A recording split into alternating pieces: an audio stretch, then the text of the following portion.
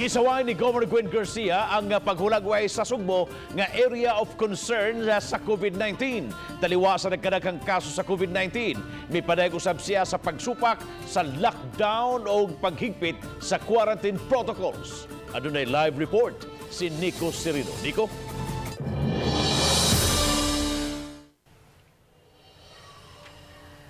Yes, Bob, mas angayang tutukan kuno ang epekto sa ekonomiya gumikan niining pandemya nga mo'y gitinguha ni Governor Gwen Garcia nga tutukan dinhi sa probinsya. Serious concern kun mahulagway sa OCTA Research ang mga kaso sa COVID-19 sa Sugbo. Sa miaging 7 ka adlaw ang probinsya, nag-average og 147 ka mga kaso kada adlaw. Muabot sa 67% increase, itandi pananglit ni adtong December 17 hangtod 23 nga mo-average ra og 11 ka kaso kada semana ang Sugbo. Apan matod ni Governor Gwen Garcia, ang ayang tan-awon ang gidaghanon sa mga naigo sa COVID, itandi sa kinatibuk-ang populasyon sa probinsya nga kapin 3 ka milyon. Ang mga aktibong kaso sa probinsya as of January 28, 499 ka mga kaso nga gamay ra kaayo itandi sa populasyon.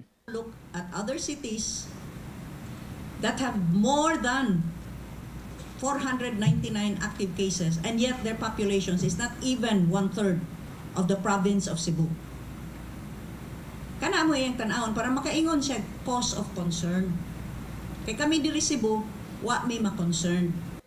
Kung health facilities ang hisgutan, pasabot sa Gobernador, dunay igong pasilidad o gani wa pay 20% ang occupancy niini sa pagkakaron sa mga kalungsuran ug dakbayan. Atul sa kalihukan sa launching sa DOH immunization kaganiha, gipadayag ni Garcia ang iyang hugot nga pagsupak sa lockdown ug quarantine restrictions. Ekonomiya matud pa ang angayang tutukan kay daghan ang naglisod. What is cause for concern is when there will just be too many people who will go hungry. And when hunger goes to the head, criminality will rise and we will have chaos in the streets. That's my cause of concern. Pasabot sa Gobernador, usa ka tuig na ang pakigkumbate sa COVID-19, nasayod na ang mga otoridad sa angayang buhaton ug kumpiyansa siya nga makadeliver sila niini. We have our statistics. Even the national statistics show that COVID-19 has a very high recovery rate, over 90%. It has a very low mortality rate. No more than 2%. And kana ni anang 2% nanga-apil pa tong mga gipangdunggab ha? Na-apil pa tong mga aksidentes motor?